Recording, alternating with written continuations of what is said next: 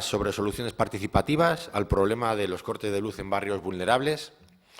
Hoy toca hablar de las exigencias a las administraciones. Como saben, estas mesas, organizadas por la Universidad de Granada y la Oficina del Defensor del Ciudadano, lo que tratan es de aportar soluciones desde el punto de vista técnico, científico, un poco al margen de las cuestiones políticas que durante años han afrontado este problema sin demasiado éxito. Tras las jornadas de ayer, vamos a poner el foco sobre las administraciones.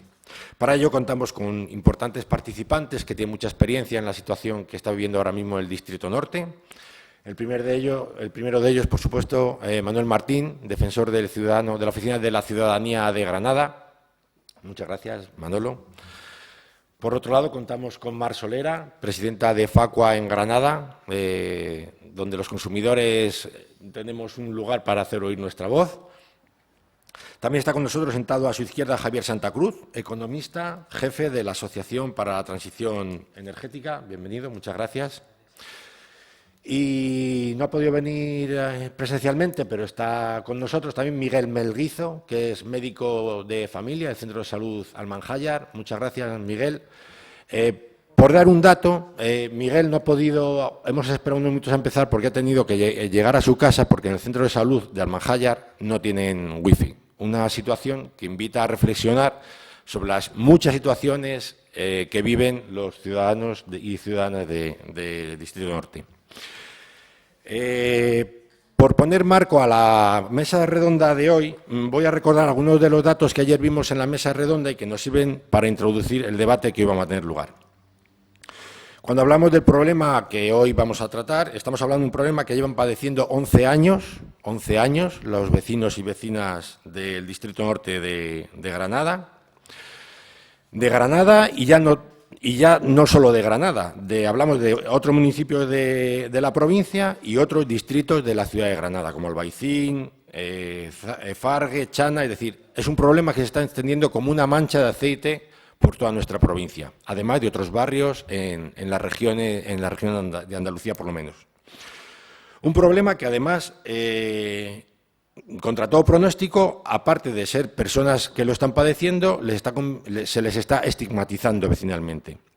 Ayer se nos daba el dato de que el 74% de los vecinos y vecinas pagan su luz y, en cambio, lo que se parece es que ellos no pagan y por eso tienen corte de luz, que ellos cultivan marihuana y por eso no tienen corte de luz. No. Ellos están pagando sus recibos de luz, son vecinos como otros cualquiera de la ciudad y están padeciendo una estigmatización vecinal. Una situación que además afecta a todos los órdenes de la vida. Hablamos de salud, hablamos de educación, hablamos de negocio, hablamos de cultura.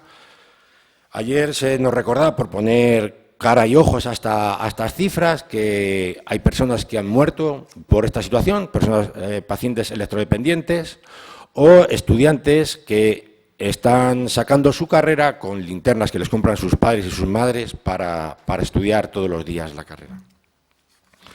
Por lo tanto, estamos ante un problema complejísimo en el que intervienen muchos actores, empresas, administraciones, vecinos, con lo cual estamos ante la posibilidad de que, como es un problema tan grande, la situación casi es imposible. Resultado, cansancio de los vecinos y vecinas que llevan tantos años luchando, de las personas que están ayudándoles y que ya casi no saben qué más hacer para que sus vidas sean normales.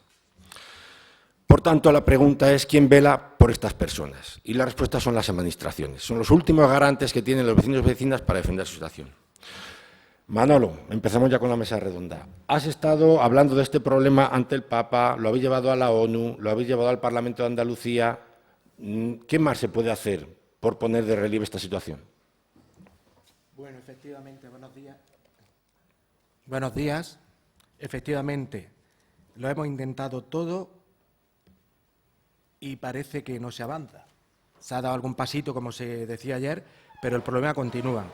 Yo lo he dicho que lo que hace falta es actuar, es decir, que las administraciones actúen y cumplan con su obligación. El problema quedó claro, pero por si no había quedado yo quiero resumirlo, es decir, personas que viven sin luz pagando su luz, personas que viven sin luz pagando luz, personas que se le están vulnerando hasta 7 derechos fundamentales. El derecho a la igualdad y a la no discriminación, el derecho a la protección de la salud, el derecho a la educación, el derecho a una vivienda digna y adecuada, el derecho a la protección de los consumidores, el derecho a recibir información y el derecho al voto, porque en muchas elecciones han tenido que votar a oscuras, incluso se han tenido que ir fuera del barrio para poder contar los votos. Es decir, se están vulnerando derechos. Las administraciones, ¿qué tienen que hacer? Actuar y cumplir con su obligación. ¿Por qué? Porque si están sin luz, pagando luz, y se están vulnerando derechos, cumplir con las obligaciones es la clave de la solución. Luego podré entrar en detalle qué tiene que hacer cada administración, pero cumplir con las obligaciones de cada administración es lo que tienen que hacer. Es decir, debería dar vergüenza, como mínimo, y me quedo corto, que esto siga ocurriendo y que las administraciones no tomen ya carta en el asunto de una vez por todas. Ya no se puede esperar más. ¿Qué tiene que ocurrir para que las administraciones actúen? Es verdad que no es un problema fácil, cierto, pero se han hecho otras cosas más difíciles. Por ejemplo, en un tiempo récord se ha hecho una vacuna contra el COVID y se han unido todas las fuerzas. Ahora va a venir el acelerador de partículas probablemente a Granada. Entonces, si estamos capacitados para eso, ¿no vamos a estar capacitados para acabar con esta grave injusticia y con esta vulneración de los derechos humanos?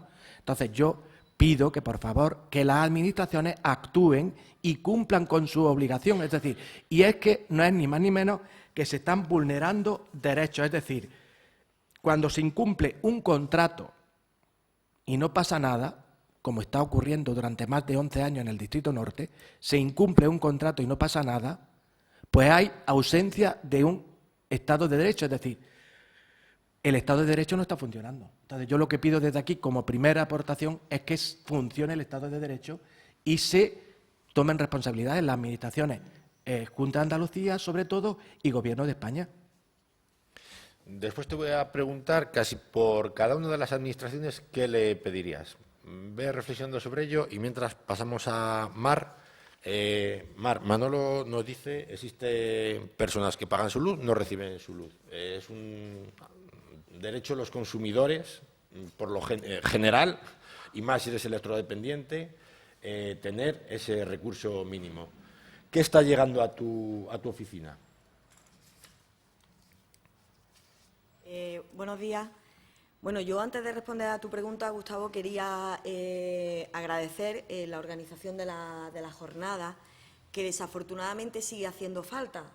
A mí me gustaría que algún día nos reunamos y lo que hagamos aquí sea decir, oye, qué bien nos fue y lo que queremos es ponerlo en la mesa, la experiencia y la resolución positiva final que tuvo. Yo no pierdo la esperanza. Con respecto a lo que nos viene, a ver, nosotros somos una asociación de consumidores. El problema de la luz tiene muchos puntos. Está el consumidor general, digamos, que tiene una problemática de una facturación, por ejemplo, que no corresponde a lo consumido, que puede haber ahí una toma de lectura errónea o cualquier cosa de este tipo. Tenemos la problemática de ahora de si me quedo en el mercado libre o me quedo en el mercado regulado, qué me conviene más, cuál es más caro, cuándo tengo que poner la lavadora y todo lo demás, que lo tenemos todas las personas en general, y luego se particulariza en este tema concreto de lo que decía Manuel hace un momento, personas consumidoras que pagan su luz, que están dados de alta y que sin embargo no reciben un servicio que recibe el resto de la población, ¿vale? Yo estoy totalmente de acuerdo en lo que decía Manuel. Yo he traído aquí, no me voy a extender tampoco, pero he traído un montón de normativa que dice que estamos protegidos, las personas consumidoras, que tenemos normas que además lo regula, es decir, no hay que cambiar la normativa está, hay reales decretos, está el Código Civil, hay un montón de artículos que dicen que esto es así. Hay una parte en esa normativa que también lo que dice es, en el caso de que haya un incumplimiento y que no se dé una calidad del servicio, hay unas infracciones para la empresa. Esa es la parte que dice Manuel que tiene que cumplir cada administración. Pero, sobre todo, yo lo que quiero destacar como primer punto es que la solución real de los problemas está en nosotras y en nosotros, está en la movilización ciudadana. Se ha visto aquí en Granada, y me gustaría eso también comentarlo ahora con más calma, que puede tratar de solucionarse el problema. Yo después quiero contar una anécdota porque también soy optimista y sí que me gustaría destacar ciertas cosas que han pasado en Granada y que la gente tiene como referencia en otras provincias de la pelea que hay en Granada con este tema, ¿vale? Pero es verdad que sin movilización ciudadana, si las personas no nos ponemos las pilas y decimos esto necesitamos la solución ya, las administraciones no nos echan cuenta realmente, porque a nuestra sede viene todo tipo de problemas, pero aquí el problema no lo puede solucionar una organización de consumidores, no lo puede solucionar con una denuncia, que ya la hemos puesto, y la empresa soluciona casos particulares. Pero en el momento en que esto es generalizado, da igual que sea en una zona o en otra de la ciudad, cada día eso es menos en esa zona, como tú bien comentabas. Nosotras en nuestra organización hace 2 días hemos recibido, por ejemplo, de la zona de Algarinejo, un pueblo de la provincia de Granada, en el que están igual, con cortes constantes y sin solución. En la misma casuística, gente que paga su factura de la luz, que tiene su contrato y que, perdóname la expresión, pero le importa un bledo los problemas que pueda tener la empresa con otras cuestiones de altas ilegales. Mire usted, yo pago mi luz y quiero luz. Ya está. Para la siguiente intervención vamos a intentar recuperar esa referencia positiva que dices, porque creo que en estos temas no es bueno caer en el derrotismo. Vamos a intentar que haya luz que nos alumbre el camino para ver por dónde seguimos. Javier, Asociación de la Transición Energética, perteneces a ella, eres economista. Si de algo se habla últimamente en todos los foros es de la transición energética, fondos Next Generation, todo lo bueno parece que va a venir por aquí. Pero igual hacía falta recuperar un Yesterday Generation, es decir, todo eso que viene está muy bien, pero que esta gente lleva 11 años sin luz. ¿Cómo ves desde tu asociación este problema? Lo primero, muchísimas gracias, Gustavo, y especialmente agradeceros mucho a don Manuel, al defensor, y también a la Universidad de Granada por la invitación, y dentro de la línea de lo que comentaba Mar, de que esperemos de que dentro de un año, dentro de poco tiempo incluso, pues nos podamos ver y hayamos puesto en práctica una parte de las medidas que se proponen y tengamos noticias positivas, pues también lo espero fervientemente. Y de hecho, un poco antes de estas fechas del año pasado, precisamente estábamos aquí haciendo análisis y también propuestas de que ya entonces, en enero del 2021, hubo un problema gravísimo de cortes de luz, afectando a más de 20.000 ciudadanos de aquí de Granada. Y, sin embargo, pues no se ha hecho lo que se debería hacer, ¿no? Estamos ante la reiteración de un problema durante muchos años, pero atendiendo un poco para ser muy breve en 2 cuestiones que quería comentar inicialmente, a raíz tanto de lo que ha comentado Mar como también lo que ha dicho el defensor. Tenemos en este momento particularmente tenemos que darnos cuenta de 2 cosas. En primer lugar, que dentro de los muchos orígenes o de las muchas casuísticas que tenemos en estos cortes de luz, hay un elemento que es común a todos, que es la falta de inversiones por parte de la titular de la red de distribución, que es Endesa. Endesa es una compañía cuya propiedad es de una empresa pública italiana. Las decisiones de inversión se toman en Roma, no se toman en España. Y especialmente la red de distribución, que es lo que va, digamos, del cable grande de donde se genera la electricidad, se lleva al transporte, que es Red Eléctrica de España, y después se vuelca a la red de distribución para, a partir de ahí, llegar a nuestras casas, ¿no? Hasta el contador de nuestra casa y, por tanto, a que podamos consumir esa electricidad. Entonces, esa red de distribución tiene un titular de monopolio, es decir, es una única empresa titular. Y no es casualidad que en los lugares de España donde Endesa es titular de la red de distribución tenemos prácticamente en todos cortes de luz continuos a lo largo de los años. Es decir, hace escasamente unos días, concretamente a finales de la semana pasada, a los vecinos de 2 localidades importantes de Lanzarote, como son San Bartolomé y Arrecife, también sufrieron también sufrieron durante un tiempo prolongado esos cortes de luz. En la isla de Tenerife ha habido ya varios momentos donde ha habido apagones totales para todos, o sea, no solo ya para las familias, sino también para las empresas, y esto multiplicado por Jaén, en Barcelona, en Sabadell, en multitud de sitios donde sistemáticamente se producen estos cortes de luz. Con lo cual, el denominador común de todos ellos, y en particular, luego después, si os parece, examinamos un poco las cifras de Granada, es algo reiterado en el tiempo por la falta de inversiones.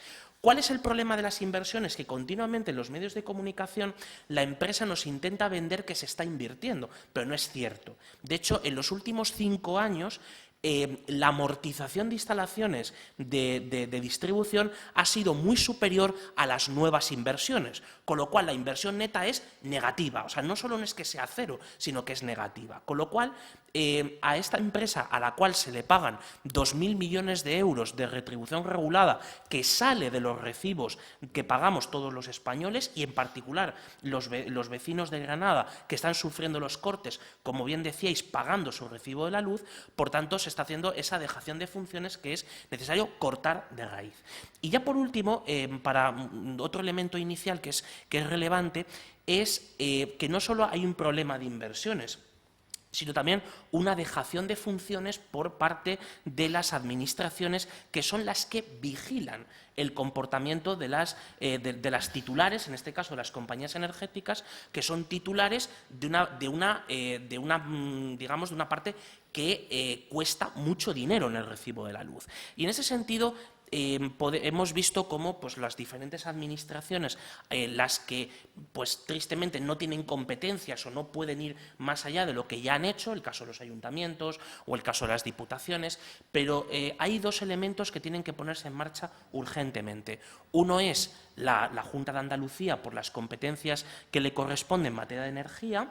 En ese sentido, aunque no puede regular en materia energética, en materia, por ejemplo, de inversión en redes, sí puede realizar pues, labor de inspección y labor sancionadora.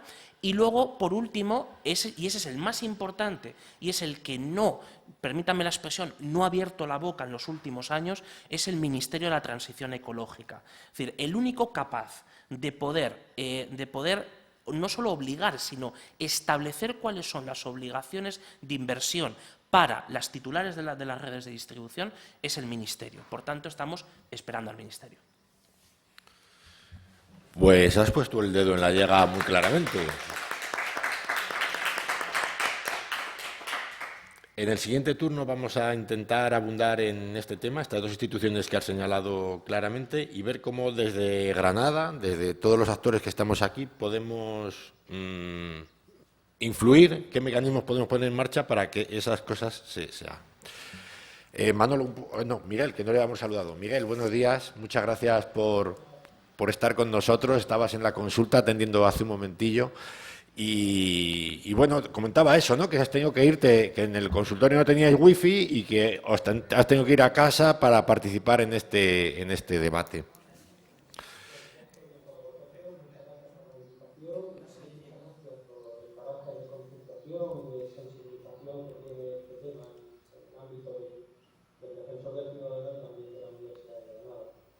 A la entrada del centro de salud Cartuja y a la entrada del centro de salud Manzana hay una enorme pancarta que tiene un lema, dice, sin luz no hay salud. No es una pancarta de luz, es una pancarta que está ahí desde el año 2019, que ha sobrevivido a la pandemia y que no pensamos retirar. No pensamos retirar en ningún momento porque entendemos que todavía existe un problema social, un problema sanitario singular en nuestra comunidad y de alguna manera nosotros tenemos que sensibilizarnos con nuestros pacientes, con nuestros ciudadanos. Nosotros vivimos una situación ambigua de pobreza energética en la comunidad por la que trabajamos. Pobreza energética entendida como imposibilidad de disponer de una adecuada energía para necesidades mínimas. Y las consecuencias son conocidas por todos, tiene consecuencias a nivel de higiene personal, consecuencias a nivel de seguridad, de comunicaciones, de alimentación, de electrodomésticos y sobre todo lo que me interesa a mí por el puesto de trabajo que ocupo como médico de familia desde hace 32 años en la Granja de Jesús,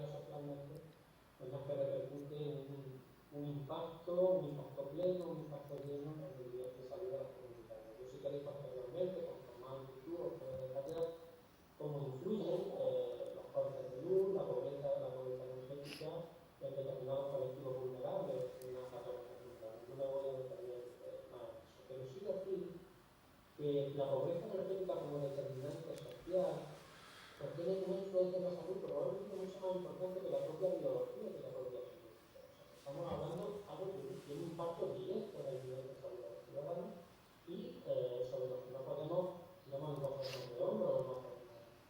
Y la pobreza energética influye en las condiciones de vida y las propias condiciones de vida son mucho más importantes incluso que los propios servicios sanitarios a la hora de alcanzar determinados niveles. Yo creo que tendríamos que empezar por ahí. Desconozco, evidentemente no me imagino, ¿no?, el impacto que tiene la pobreza energética a otros niveles, pero desde luego lo que está fuera de todavía es que a nivel de calidad de vida y de salud de los ciudadanos tiene un impacto tremendo sobre la comunidad en la que trabajamos particularmente. Gracias, Miguel. Si te parece, para la siguiente intervención hablamos de qué papel juega o debería jugar el SAS a la hora de reivindicar una mejora de la situación actual que veis. Bueno, Manolo, pues recuperamos un poco el examen, ¿no?, a las distintas administraciones. Como en fútbol, minuto y resultado con cada una de las administraciones. ¿Cómo está y qué se espera del ayuntamiento? Vamos a empezar por el ayuntamiento. Bueno, el ayuntamiento realmente es quien menos competencias tiene en este asunto, pero aún así es quien tiene que coordinar todas las actuaciones y velar que los servicios sociales estén a punto para todas las intervenciones sociales que hacen falta. Y sobre todo si tiene una actuación muy importante en el tema del alumbrado público, que sí es su competencia y que también hay corte en el alumbrado público. Si de algo se quejan los vecinos es que todos los alcaldes, sean del color que haya sido en estos 11 años, que hemos tenido todos los partidos políticos, se han ido a hacer la foto allí, pero a la hora de la verdad, nada. Bueno, sí es verdad que se quejan los vecinos de eso y eso es evidente, y si decimos lo contrario mentimos. Es verdad que presentan y dicen que tienen buena voluntad, y me consta, pero resultados no hay, es decir, falta resultados. También de acuerdo con sus competencias, es decir, ellos tienen que mediar para que eso se arregle. Y bueno, quizás no se ha mediado lo suficiente cuando no se ha arreglado.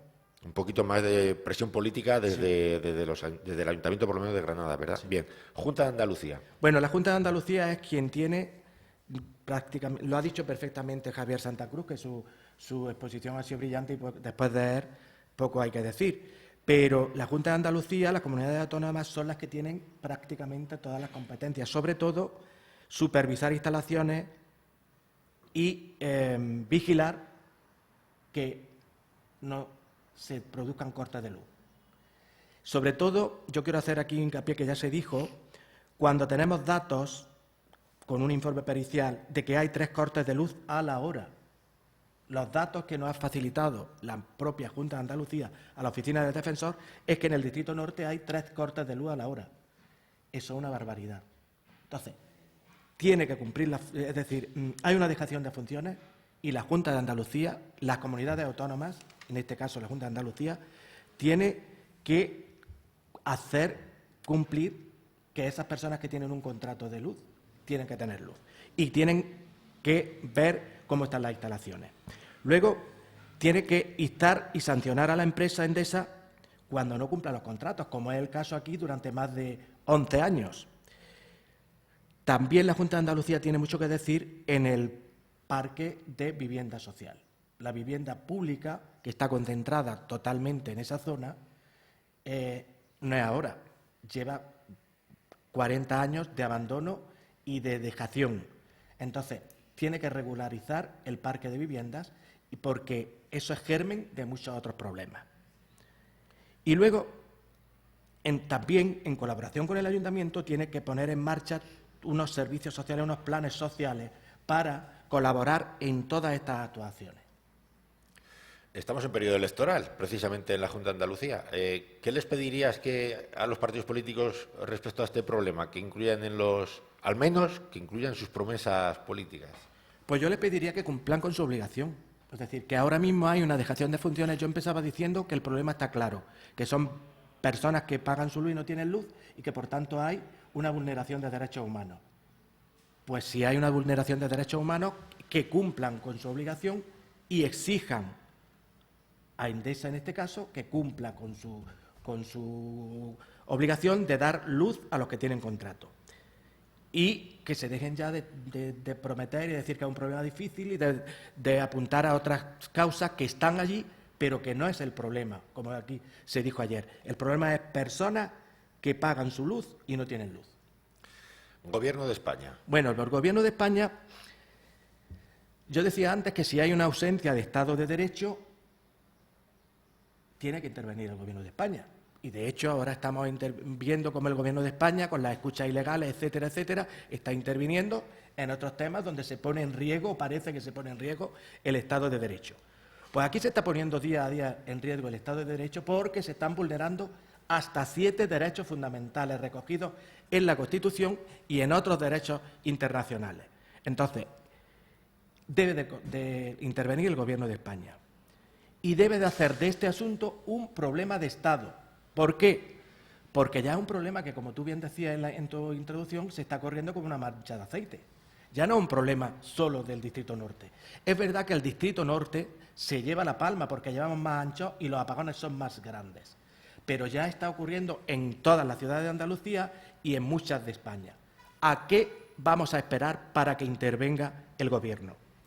¿Qué tiene que decir el Ministerio de Transición Ecológica, que no ha abierto la boca, como bien ha dicho Javier Santa Cruz? Algo tendrá que decir. Entonces, yo les exijo al Gobierno que cumpla con sus funciones, que ordene que se restablezca de inmediato la electricidad a todos los hogares afectados. También, de alguna manera, que se afronte, aunque no es el problema de las personas que tienen un contrato y pagan su luz y están sin luz, que se afronte de alguna manera eficaz, coherente y planificada, como sea, el problema de la marihuana. Lo que no podemos estar diciendo que hay un problema de marihuana, pero no se afronta. Tendremos que afrontarlo, porque los vecinos no tienen por qué afrontar ese problema. Y luego tiene que estar y exigir a la compañía suministradora que haga las inversiones necesarias, que me ha gustado mucho y me ha dado tristeza pues escuchar lo que se ha escuchado en esta mesa de que no está haciendo las inversiones necesarias, cuando estamos escuchando todos los días en boca de Endesa que se hacen todas las inversiones y cuando estamos viendo reportajes millonarios de todo lo que invierte Endesa. O sea, que aquí hay una dejación de funciones, pero como esto es de exigencia a las administraciones, quien está dejando de hacer sus funciones son las administraciones y tienen que pasar a la acción. Y, por último, Parlamento Europeo, Comisión Europea, Unión Europea. Bueno, al Parlamento Europeo, yo, como sabéis, yo presenté una petición de amparo, porque he visto que yo ya me había dirigido a la Junta de Andalucía, al Gobierno de España, y no me habían dado una solución, pues presenté una petición de amparo para que superviera lo que está ocurriendo y diera un tirón de orejas al Gobierno de España y le obligara a actuar.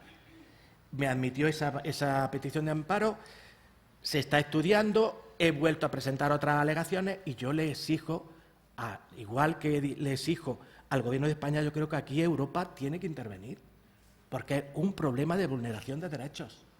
Si no tienen que intervenir, si Europa no interviene en eso, ¿para qué sirve la Comunidad Europea? Falta actuar y todas las administraciones están haciendo dejación de sus funciones. Muy bien. Mar, vamos a agarrarnos a lo que apuntabas antes, alguna cosa positiva que nos dé fuerza, que siga motivando a todos los que participamos en esta lucha contra esta situación. Bueno, a ver, yo antes de eso quería comentar un poco por incidir en lo que decía Manuel. Nosotros, por ejemplo, desde Facua no negamos que el problema puedan ser los enganches ilegales, pero sí creemos que no debe ser el pilar fundamental en el que se basen las soluciones. Es decir, eso está ahí, tal como decía Manuel, habrá que solucionarlo, pero el problema donde tiene que estar el pilar es: hay gente que tiene contratos y no recibe el servicio. Y por lo tanto, eso no se nos puede olvidar. Coincido plenamente en lo que él decía y en lo que decía Javier, que, como bien decirlo, lo ha expuesto brillantemente. Hay una dejación de funciones por parte de las administraciones absoluta.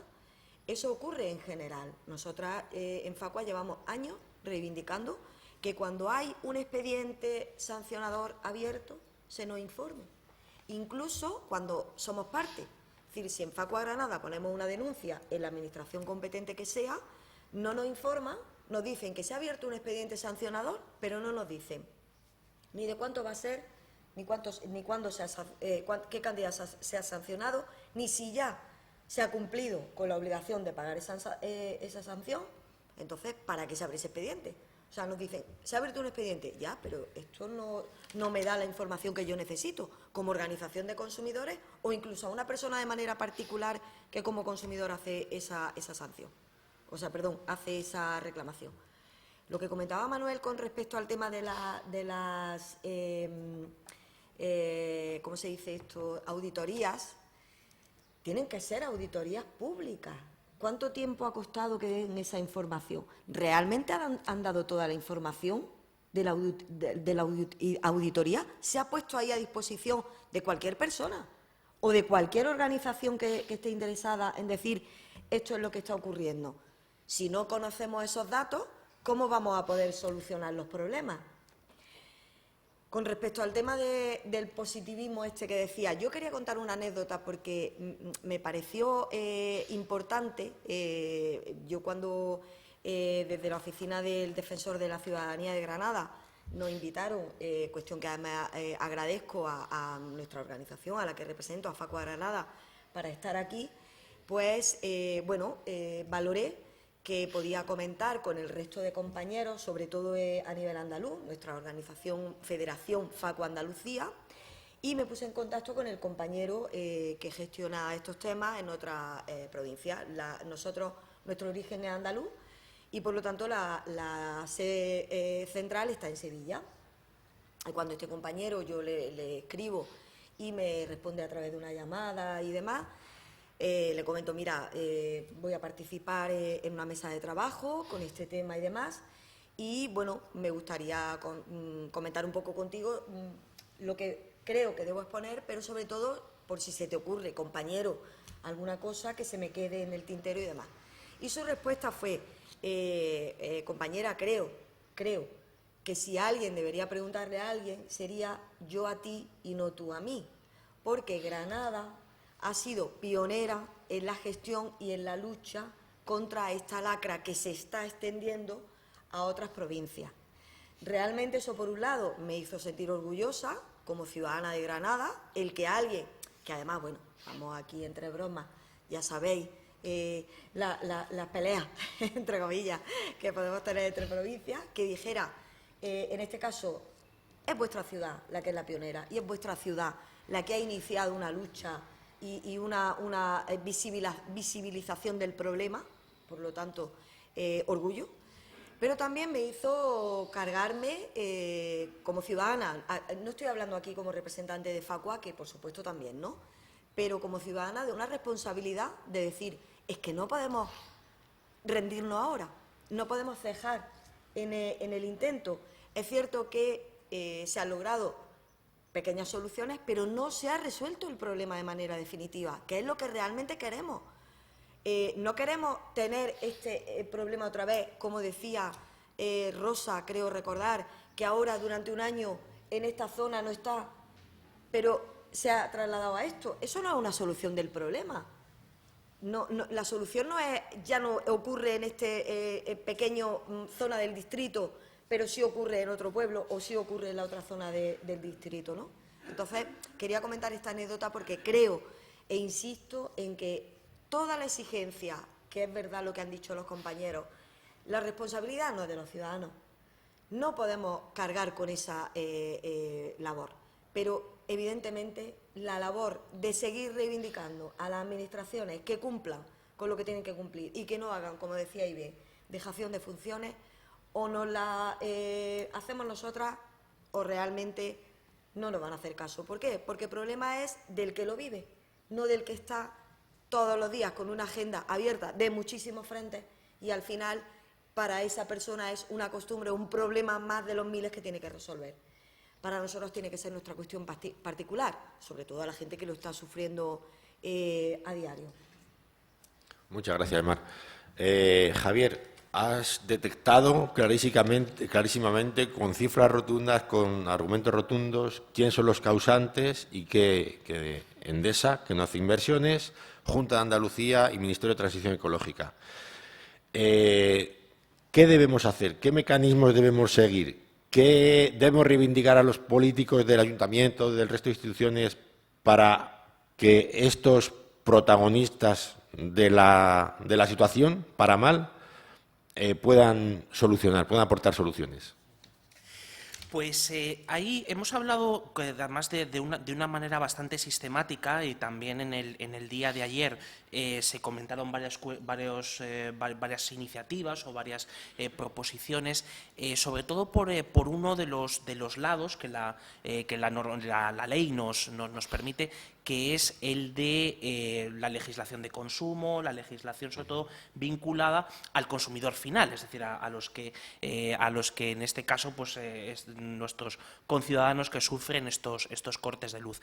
Pero hay una segunda vía, por decirlo así, o segundo gran paquete posible de intervención por parte de las administraciones públicas competentes, que es la regulación eléctrica. Es decir, no solo es una cuestión de consumo o una cuestión, como bien decía el doctor, también de salud, sino también es una cuestión del propio diseño del mercado eléctrico. Entonces, en este caso, concretamente, las empresas energéticas en España están dentro de un mercado bastante regulado, es decir, con sus actividades tasadas y además con una separación estricta entre esas actividades. De hecho, las grandes compañías energéticas tienen estrictamente divididos sus departamentos, el que genera la electricidad, el que distribuye, el que comercializa, etcétera. Entonces, en muchas ocasiones, las acciones, por ejemplo, públicas, se suelen hacer, por ejemplo, de la atención al cliente, por decirlo así, de la empresa que está comercializando la electricidad. Sin embargo, muchas veces no es la responsable, sino que la responsable es la titular, la filial, que es titular de la red de distribución. Con lo cual, es necesario poner el foco concretamente en Endesa Distribución, que es la titular de la red de distribución, que la ley del sector eléctrico y el resto de los paquetes normativos sobre el sector eléctrico le confiere un papel muy concreto, y para eso se le retribuye de manera regulada todos los años. Concretamente, el año pasado, por las actividades de distribución, Endesa ingresó, para ser más exactos, 2.169 millones de euros. Y esos 2.000 millones de euros salen de la factura de la luz que pagamos todos, ¿no? Y luego hay un elemento muy importante dentro de la regulación del sector eléctrico, que es que el Ministerio de Transición Ecológica tiene capacidad de poder quitar la licencia de la red de distribución y, por tanto, quitar la titularidad, en este caso, de una empresa reiteradamente incumplidora. Sin embargo, por el momento no hemos tenido precedentes históricos de que eso se haya realizado, con lo cual podría ser un buen momento y una buena casuística la que tenemos en esta mesa para poder realizarlo.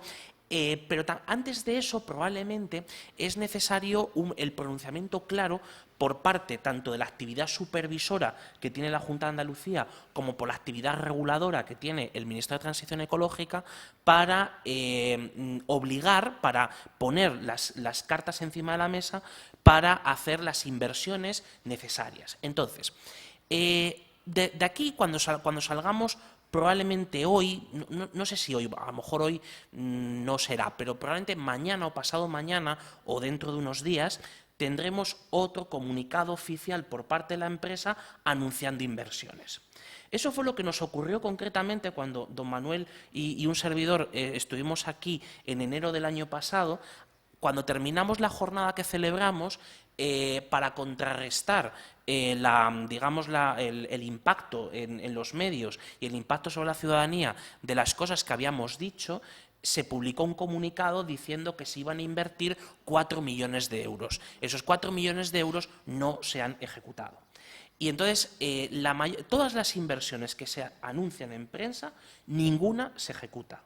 Solamente se ejecutan en aquellos casos donde ya la situación es tan dramática y tan desastrosa, pero que sean cosas que sean cercanas a núcleos de población que la empresa considera críticos. Es decir, por ejemplo, cuando se movilizaron de una manera importante los alcaldes del área metropolitana de Barcelona, entonces ahí fue cuando algo se hizo al respecto. Mandaron por lo menos a unos equipos para intentar arreglar 2 subestaciones, una de ellas que se había quemado. O sea, no estamos hablando de cualquier cosa.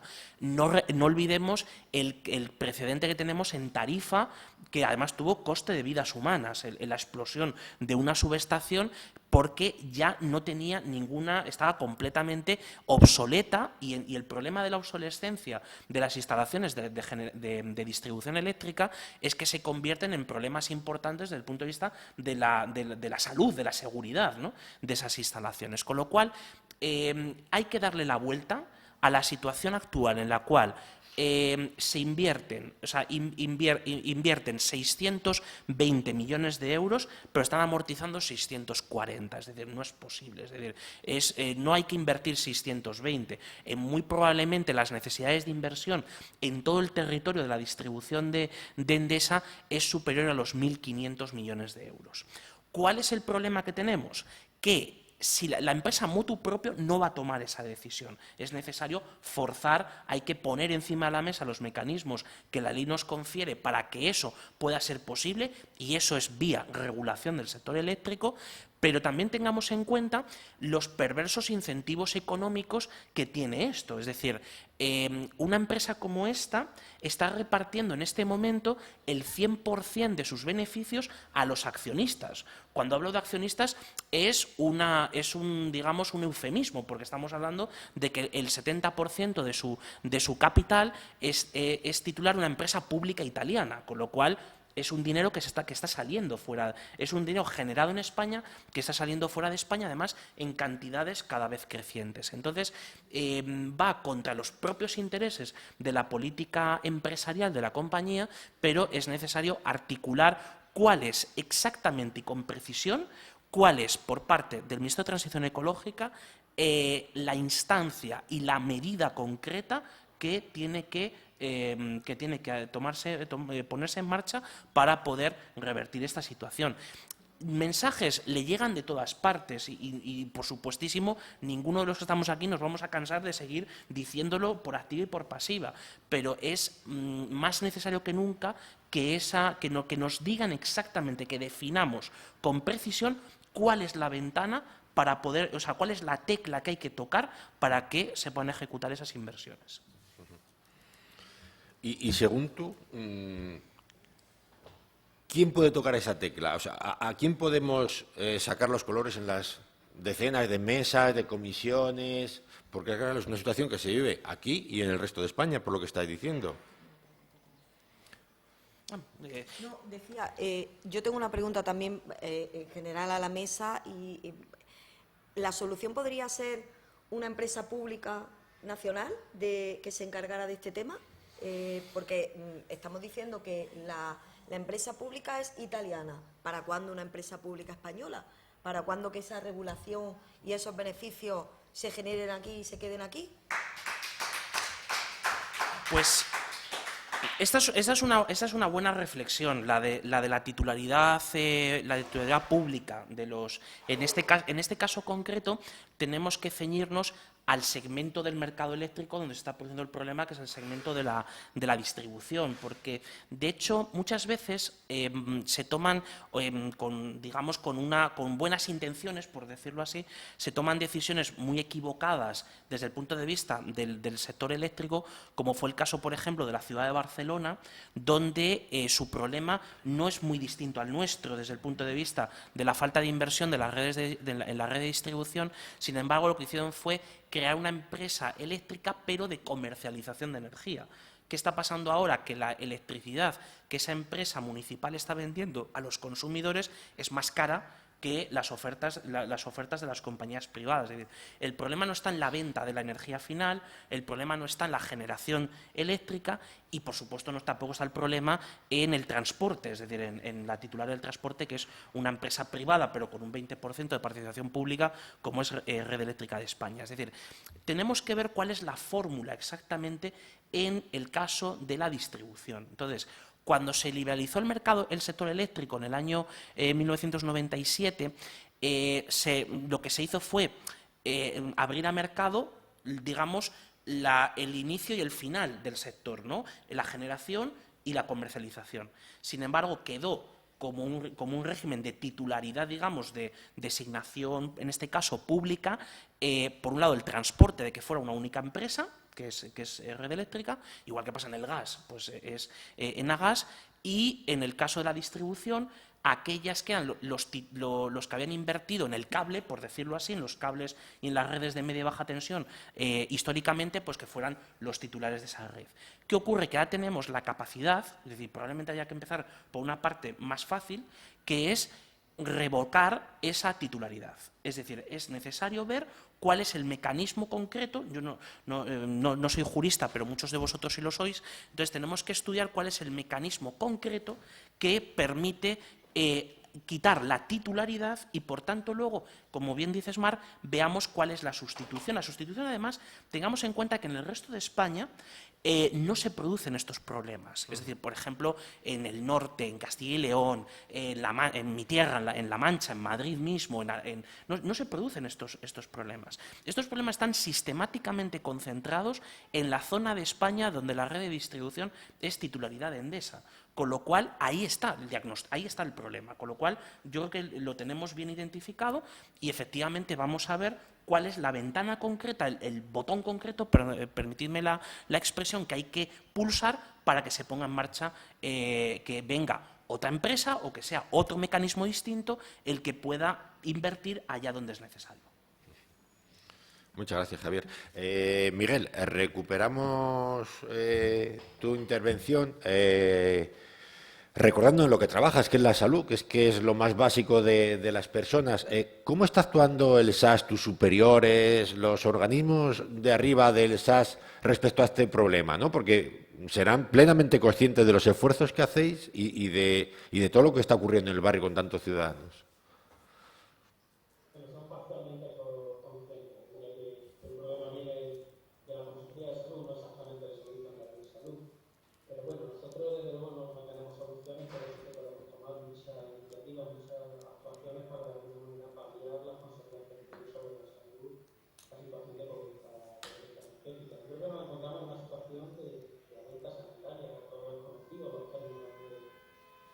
Grandes problemas epidemiológicos, que todos entendemos esta tecnología, y yo creo que la situación de pobreza energética en la comunidad más política puede encuadrarse perfectamente en esta realidad de casa sanitaria.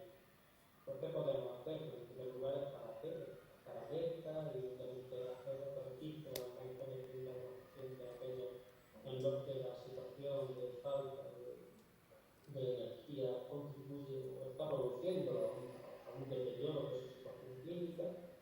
También yo creo que lo estamos haciendo relativamente bien. Si queréis, luego pongo un ejemplo de hacer informes clínicos particularizados para cada paciente, para cada familia, en la que encontramos que existe un deterioro de su situación de salud, consecuencia derivado causalmente por la situación de precariedad energética.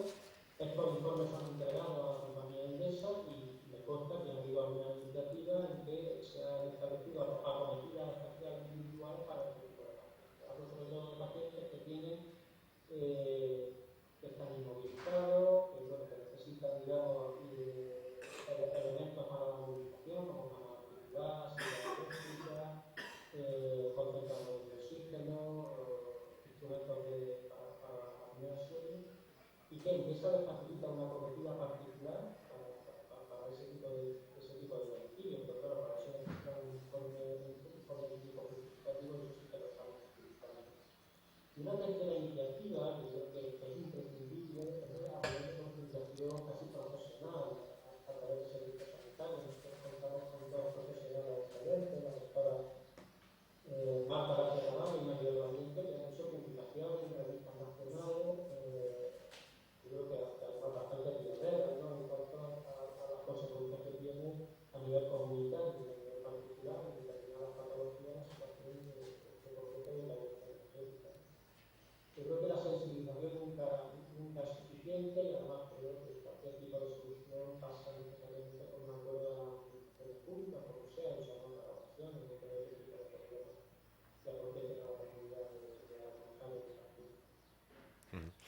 Muchas gracias, Miguel. Recuerdo a las personas que nos están viendo que pueden dejar sus preguntas en el chat por si quieren que al final conteste alguna de los miembros de la mesa.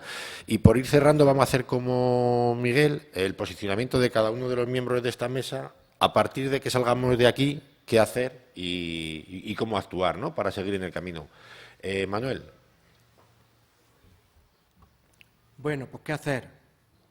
Pues no decaer, es decir, seguir, porque esto es tan injusto y tan injusto, pero tan necesario, que tenemos que seguir trabajando. Pero si yo lo tenía claro, todavía hoy salgo de aquí con más claridad. El causante es Endesa Distribución, para hacerle caso a Javier, Endesa Distribución, y los responsables, junto con Endesa Distribución, son todas las administraciones que no cumplen con su obligación. Entonces, eso es lo que tenemos, eso tiene que quedar claro aquí. La Administración tiene que cumplir con su obligación. Y lo que tienen que hacer, pues técnicos tienen. Ahora vamos a entrar en campaña electoral, seguro que todos van a prometer muchas soluciones, pues vamos a ver si hay voluntad política por real y por escrito. Y si no, pues tendremos que seguir reinventando qué podemos hacer, porque esto es una emergencia humanitaria y social que está provocada por una dejación de funciones de la Administración. Es decir, está claro. Entonces, ¿qué tiene que ocurrir? ¿Qué tragedia tiene que pasar para que la Administración le exija a Endesa Distribución que cumpla con sus obligaciones? ¿Qué tiene que pasar?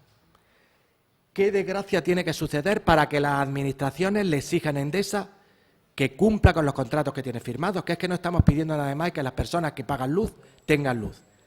¿Y qué dramas humanos más tienen que llegar para seguir soportando esto? Entonces yo creo que las administraciones se tienen que poner las pilas y, bueno, no podemos parar, pero las administraciones tienen que responder. Mar, para los consumidores actuales, los que están sufriendo los cortes y para los que seguramente el día de mañana van a seguir sufriendo cortes, porque esta mancha de aceite va a seguir extendiéndose si las administraciones no lo paran. ¿Qué mensaje les darías?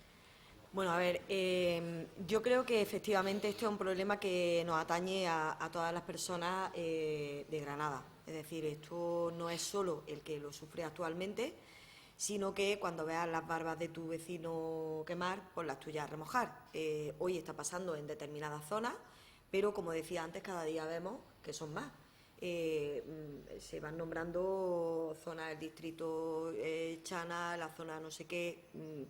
Es que yo creo que cualquiera en algún momento determinado vamos a tener este problema porque, como bien decía ahí, no es una cuestión de enganches ilegales. Y vuelvo a repetir, a mí ese problema no me parece el fundamental.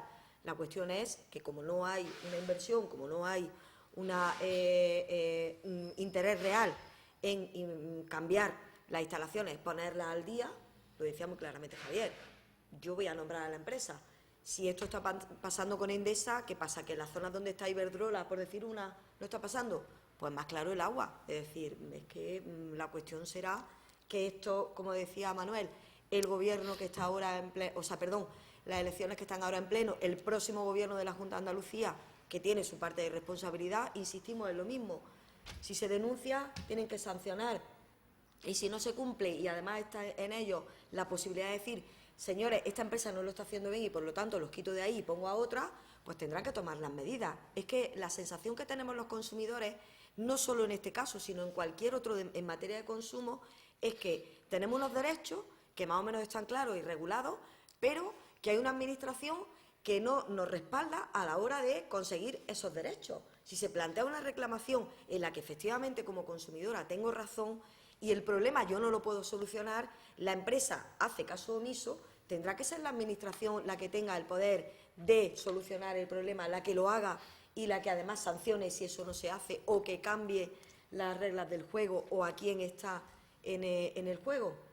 Y por último, bueno, como organización de consumidores entiendo que estamos en la posición de las compañeras de la zona, estamos en la posición de todas estas organismos, organizaciones, colectivos, personas individuales que, bueno, pues aunque a veces nos sintamos más derrotados y tengamos momentos de bajón y de cansancio, creo que nuestra obligación es continuar, como decía antes, que no nos queda otra, hay que continuar con la pelea y hay que seguir reivindicando. Y también tirar mucho, porque se ha visto en el caso de Granada, que cuando los medios de comunicación salen diciendo hay nuevas movilizaciones, hay este problema, los vecinos y las vecinas están en esto está aquí, el defensor de la ciudadanía está reivindicando, la universidad se hace eco de no sé qué, o cualquier otro colectivo se hace eco del problema, ahí a la empresa le duele. ¿Por qué? Porque no le gusta estar retratada en los medios de comunicación como que es la mala de la película, porque realmente se lo estamos diciendo a la cara. Entonces, no rendirnos, no nos queda otra. Javier, has despejado mucha maraña de la que nos cuentan las administraciones, la empresa, has dado datos muy claros, nos has dicho quién es, por qué y en quién está el poder de cambiar esto. ¿Qué consejo nos das a todos los que participamos en este movimiento de recuperar justicia en Norte y en otros barrios vulnerables?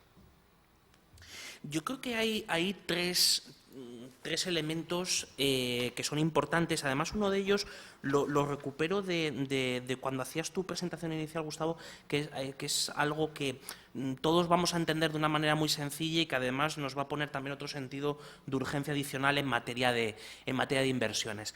Yo creo que lo primero y más importante, como bien ha dicho Marc, como bien ha dicho el defensor, es no cejar en el empeño, es decir, todavía hay, insistir, por supuesto, en los canales que ya se han utilizado, al mismo tiempo en otros que pues, se puedan ir poniendo en marcha. Yo, sobre todo, pondría el foco muy especialmente, y ahí, a lo que haga falta, estamos en el mismo barco y, por tanto, trabajaremos juntos en todo lo que sea necesario, especialmente en la materia de la regulación eléctrica, porque ese es un elemento donde hace particular daño, en este caso, a los actores del sector y donde se les pone un poco las pilas, por decirlo así, si me permitís la expresión.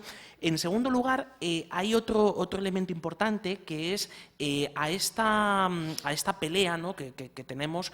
Hay que ir sumando mucha más gente, es decir, no solo desde el ámbito institucional, y es muy importante, por ejemplo, que hoy físicamente estemos aquí en la universidad y que haya, como bien se señalaba en el programa, haya soluciones también con un diagnóstico y se pongan encima de la mesa elementos de ciencia, elementos, por supuesto, como está con nosotros pues el doctor, ¿no? Es necesario aunar más esfuerzos de otros colectivos, empresas, asociaciones, particulares, poder que todo el mundo sepa qué es lo que está pasando exactamente y cuáles son las raíces. Y sobre todo que no se dejen engañar por los mensajes de, como bien decía Mar antes, de que esto es una cuestión de enganches ilegales y esto es una cuestión de gente que no paga el recibo. No, eso es la parte, digamos, minoritaria, es la parte que tristemente se ha dado como protagonista, pero que no es así, ¿no?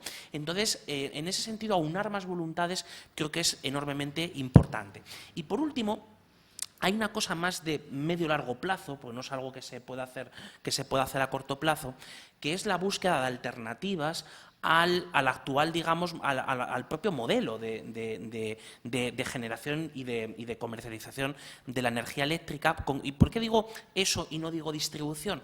Porque en este momento, si hay una oportunidad que nos brinda las famosas inversiones europeas, que todavía hemos visto poco, pero en teoría pues iremos viendo, ¿no?, a lo largo de los próximos meses, un capítulo de los más importantes es precisamente el de la transición energética. Entonces, la transición energética, una de las herramientas que nos da es el poder, de manera distribuida, de manera, digamos, con una capilaridad en la sociedad, el poder articular soluciones distintas, tanto sea desde las comunidades energéticas locales hasta las comunidades energéticas industriales, es decir, poder generar modelos propios que lo que hagan sea dejar de depender de unas redes obsoletas, porque en este caso el tener los dos extremos, por decirlo así, de la cadena del sector eléctrico nos permite independizarnos, entre comillas, de la distribución de una mala calidad de las redes de distribución, pero también a otro elemento añadido que no es menor, que es también la dependencia de la propia energía que circula por esos cables, la mayor parte proveniente de combustibles fósiles. Es decir, Andalucía tiene y en otras partes de España también lo tenemos, ¿no? Pero en Andalucía tenemos un problema también de la sustitución de los combustibles fósiles, con lo cual ahí estaríamos, si me permitís la expresión, matando dos pájaros de un tiro. Es decir, necesitamos construir, empezar a pensar y empezar a construir alternativas en este sentido. Entonces, cuando oímos muchas veces hablar del coche eléctrico, o, por ejemplo, el proyecto que sería fantástico que pudiésemos tener de acelerador de partículas, etcétera, etcétera, o lo que se hizo hace años, por ejemplo, pues con el banco de células madre, hace ya más de 20 años. Es decir, todo el progreso tecnológico que ha habido asociado y que se ha hecho en Granada requiere de una estabilidad de la red, requiere de inversiones en la red, requiere además también de una descarbonización real de la energía eléctrica que circula por esa red. Por tanto, ahí también está el otro reto del que ahora pues, nos ocupa el problema que tenemos, pero también hay que pensar en el resto de los retos siguientes y que de esa forma, primero, los vecinos que sufren los cortes de luz dejen de sufrirlos, primero por la vía de que haya inversiones, pero también por buscar vías alternativas. Esa es la parte más difícil, pero bueno, yo creo que era necesario también dejar constancia de ello y que a partir de eso pues empecemos a pensar. Y a modo de conclusión, recojo tu guante porque es así, es decir, si Granada está sacando el pecho por algo ahora mismo es por construir un acelerador de partículas, es decir, están trayendo el futuro al presente y a la vez estamos permitiendo que haya un desván sin barrer, sin limpiar, donde en un barrio, y en muchos barrios, se está permitiendo que haya esas vulneraciones tan graves de tantos derechos, el primero el de salud que decía Miguel. Ya está, hasta aquí la reflexión que hemos recogido. Muchas gracias. Miguel, ¿quieres apuntar algo más sobre tu posicionamiento? Ya lo había adelantado un poquillo antes.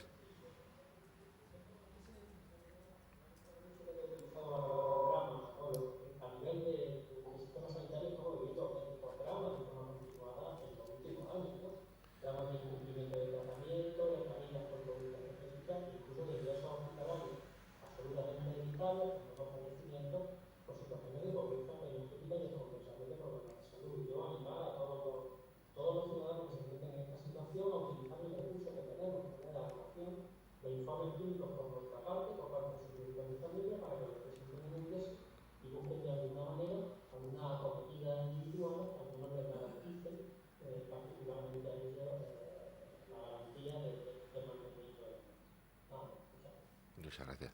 Pues nada, muchas gracias a todos los participantes. Creo que han sido aportaciones sumamente enriquecedoras que se recogerán en las conclusiones que hagamos y que trataremos de hacer llegar a las autoridades competentes, ahora que nos has despejado mucha maraña y nos has puesto luz sobre quién son los que deben recibir y actuar. Seguimos la mañana, nos queda una sesión más y nada, muchas gracias por haber participado.